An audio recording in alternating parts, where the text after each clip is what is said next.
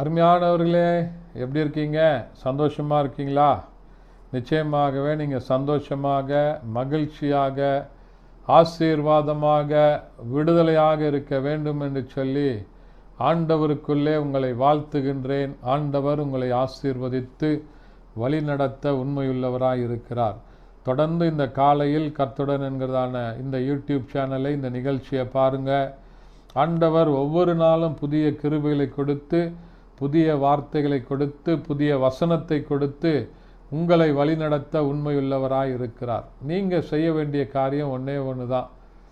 இந்த நிகழ்ச்சியை பார்த்து முடித்தவுடன் உங்களுடைய நண்பர்களுக்கு, உறவினர்களுக்கு, வாட்ஸ்அப் குழுக்களுக்கு நீங்கள் ஷேர் பண்ணுங்கள். அதற்குரிய பலனை உங்களுக்கு ஆண்டவர் தந்து உங்களை வழிநடத்த உண்மையுள்ளவராய் இருக்கிறார்.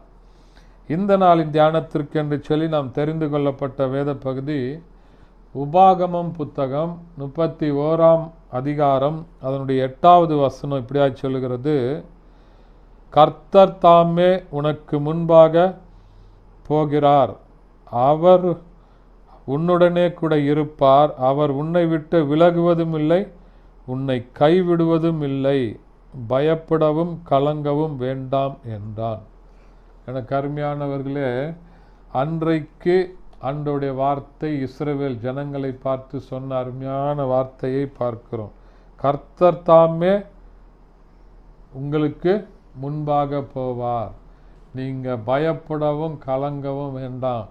நீங்கள் எங்கே போகிறீங்களோ அந்த பாதையில் உங்களுக்கு முன்பாக ஆண்டவர் கடந்து போகிறவராக இருக்கிறார். உங்களுக்கு முன்பாக அவர் போகிறவராக இருக்கிறார். ஒருவேளை இந்த உலக பிரகாரமாக பார்த்தீங்கன்னா, நேற்றைய தினத்தில் கூட நான் சாலையில் போகும்போது பார்த்தேன், ஒரு விஐபி வராரு, அவருக்கு முன்பாக பாடிகார்டு, எஸ்கார்டு வண்டி முன்னாடி போகுது. போலீஸ்காரர்கள் போகிறார்கள், அதிகாரிகள் போகிறாங்க. அதன் பின்பு முன்னாடி பாடிகார்டு அவர் வருகிறார், பின்னாடியும் அவருக்கான பாதுகாவலர்கள்.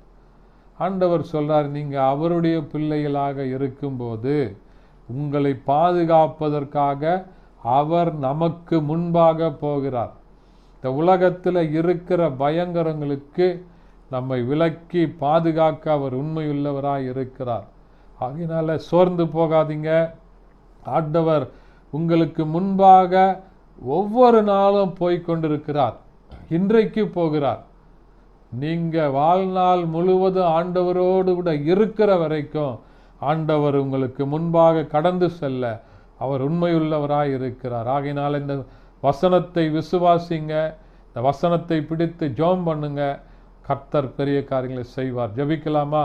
பரிசுத்த பிதாவே, உம்மை துதிக்கிறோம், உம்மை ஸ்தோத்தரிக்கிறோம், உம்முடைய நாமத்தை மையப்படுத்துகிறப்பா.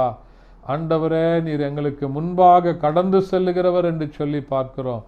எங்களுக்குள்ள இருக்கிற பயங்கள் எல்லாவற்றையும் மாற்றி போடுவீராக. இயேசுவின் நாமத்தில் பிதாவே, ஆமென். Thank you. God bless you.